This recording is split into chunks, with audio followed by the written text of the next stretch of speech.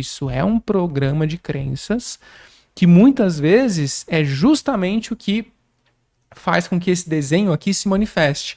A pessoa B, por exemplo, ela pode ter o sistema de crenças que você só aprende pela dor, só aprende pelo sofrimento, só aprende pela dificuldade, tudo que vem fácil vai fácil, né? O dinheiro é ruim, as pessoas que têm dinheiro, elas não vão para o paraíso, né?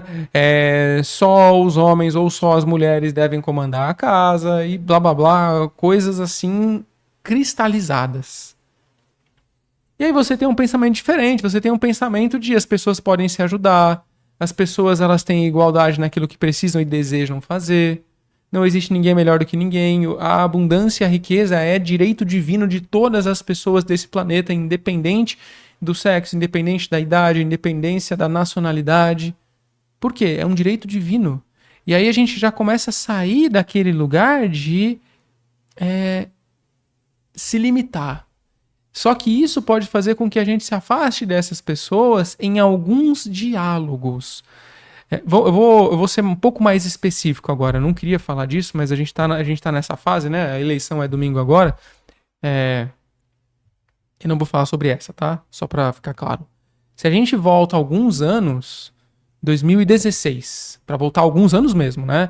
São 8 anos atrás. Há 8 anos atrás, é como se começasse a acontecer um processo mais forte de separação entre pontos de vistas muito fortes e cada um com as suas perspectivas corretas e cada um com as suas perspectivas viajadas, né? Dos dois lados, né? E aí isso fez com que existisse um processo de polarização. O que é polarização, né? Polo norte, polo sul, polo positivo, polo negativo. Separação, afastamento, não existia nada no meio. Entre uma sociedade, né? Na verdade, isso no mundo inteiro, não só aqui no nosso país, né? No mundo inteiro isso aconteceu por alguma razão. Sei lá o que está acontecendo. Deve ser um processo de experimentar para encontrar o caminho mais perfeito, que não é necessariamente no meio, tá? Buda fala sobre o caminho do meio, mas não é caminho do meio, é o caminho perfeito. Porque essa analogia que ele percebeu na hora da afinação de um violão. O violão não fica afinado no meio, ele fica afinado no ponto certo. Entende? Existe o ponto certo. E o ponto certo ele muda de acordo com a intenção da música, de qual é a... Eu não sei muito sobre música, tá? Eu não sou musicista, mas tem um negócio lá de timbre, e aí o timbre muda e a música fica mais bonita, o hertz da música, mas X, né? Tem essa parada aí, né? Mas aí se a gente olha para nossa sociedade, o processo é o mesmo. E aí, quando houve essa grande separação lá em 2016, né? Foi 2016? Foi 2014? Tá dando bang na cabeça agora. Acho que foi 2014, tô me enganando, né? Faz 10 anos. Caramba, o tempo passa rápido.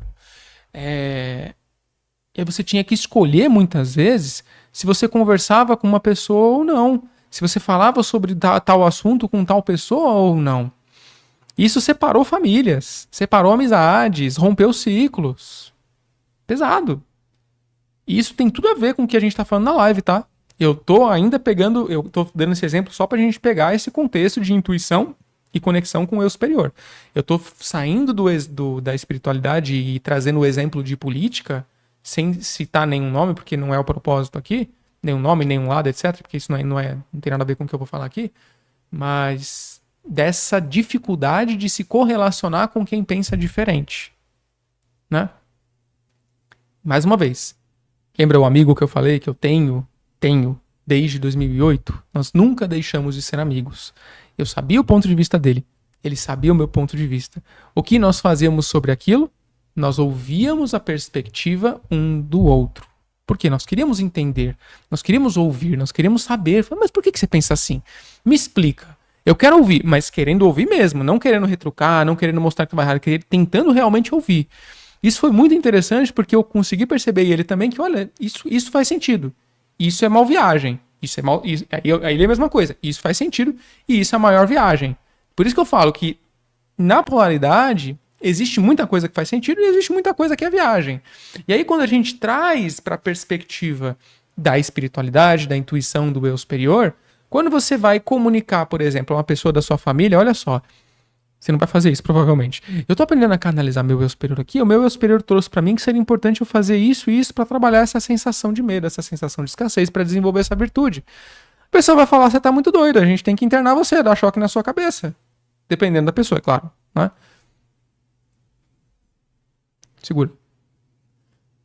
Então não é tudo que é interessante você falar se a pessoa não estiver aberta a ouvir. Aí, mais uma vez, retomando. Mostrar o resultado. Você vai e vivencia o processo. Assim como a Gláucia, uma das nossas alunas, que ela tinha no passado uma sensação de escassez, uma sensação de falta de energia financeira. Ela entrou em conexão com o eu superior dela e recebeu em uma canalização que era necessário. Eu vou mostrar o depoimento dela. Estou falando aqui. Peraí, deixa eu abrir aqui. Tá na nossa comunidade do Facebook. É até mais fácil que eu consigo... eu tenho print. Mais fácil do que eu achar no Facebook. Tá na hora de eu cortar meu bigode. Só um pouquinho, gente. Que é sempre mais interessante quando tem um depoimento em imagem. Depoimentos...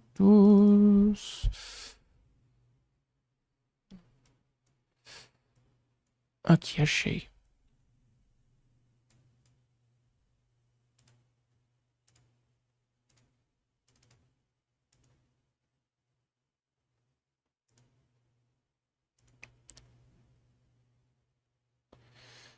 Eita, o negócio ficou zoado, né? Ele ficou todo pro lado ali. Tá dando pra ver aí? Eu vou ler pra vocês, depois você tem que dar um Ctrl Z pra ele voltar ao normal aqui. Olha só. A Glaucia compartilhou assim. Quero falar da virada de chave que recebi do meu mestre interior. É como a gente chamava antes, tanto que esse print é antigo, né? Agora a gente chama de eu superior ao invés de mestre interior, mas é a mesma coisa. A gente poderia chamar de eu superior, chispa divina, Cristo interno. Nós escolhemos chamar de eu superior, que é uma forma mais conhecida, tá? A canalização, quando fiz o exercício da jornada, que é do método eu superior, sobre a minha vida financeira. Pedi ao meu mestre interior para mostrar de onde vem a escassez na minha vida financeira e o que deveria fazer para me conectar com a fonte do dinheiro e da abundância. Essa foi a pergunta que ela trouxe para o mestre interior dela, para o eu superior dela. Na canalização, meu mestre interior me orientou a fazer a aplicação de Reiki para o passado, para eu e a minha mãe no período da gestação. Naquele momento, nem tinha essa aula ainda de cura intrauterina. Na verdade, eu coloquei uma aula disso dentro do método eu superior, justamente por conta desse depoimento da Gláucia. Aí eu aprofundei muito mais do que apenas o reiki, né? Aí ela falou, fiz pela manhã e fui trabalhar, tá? Já estava me sentindo diferente, parecia que tinha algo faltando, mas a sensação era boa, estranha, mais leve.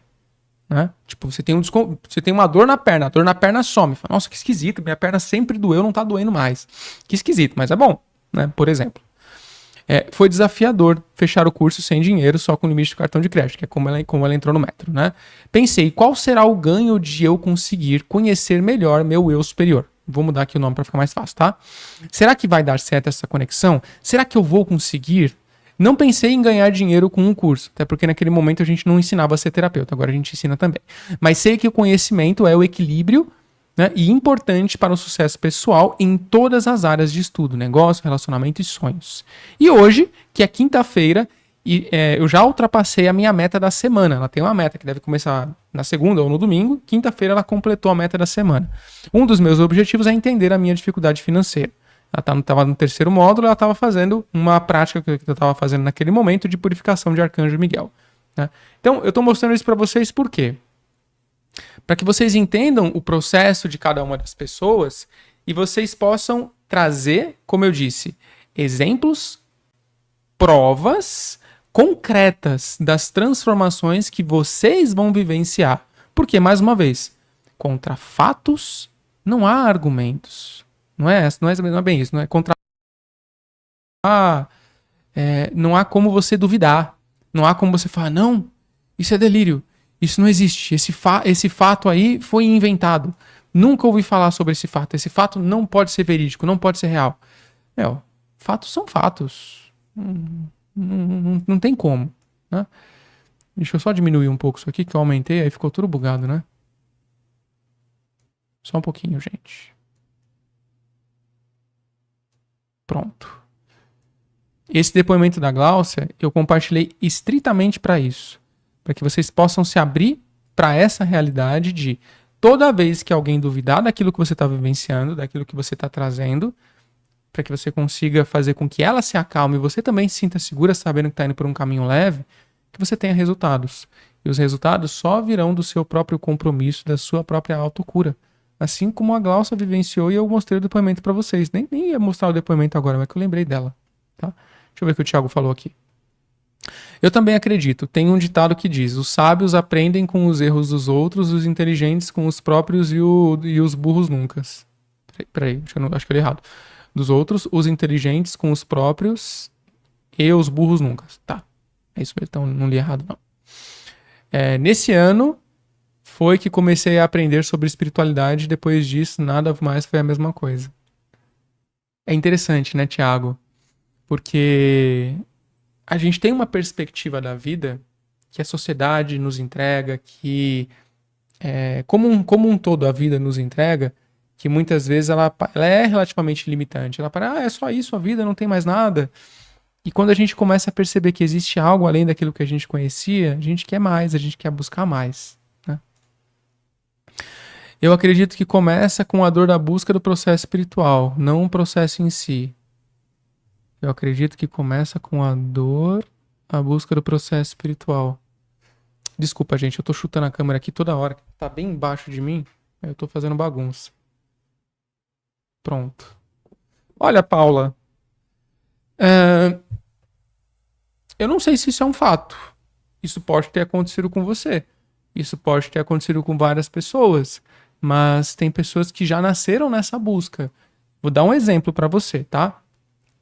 André, esse exemplo é muito fora, mas é um exemplo. É pra mostrar que cada verdade, ela pode ser verdade em um ambiente. Se você pega um menino de 6 anos de idade que cresce em um monastério tibetano, por exemplo, e vive no treinamento para se tornar um Buda, qual dor que ele viveu para entrar no processo de busca e processo espiritual? Nenhuma. Bom, pelo menos nenhuma que motivou ele a buscar. Ele foi levado até lá por conta da cultura onde ele está, por conta dos familiares ou pela indisponibilidade de familiares. E eu não tô dizendo isso pra dizer que você tá errada, tá?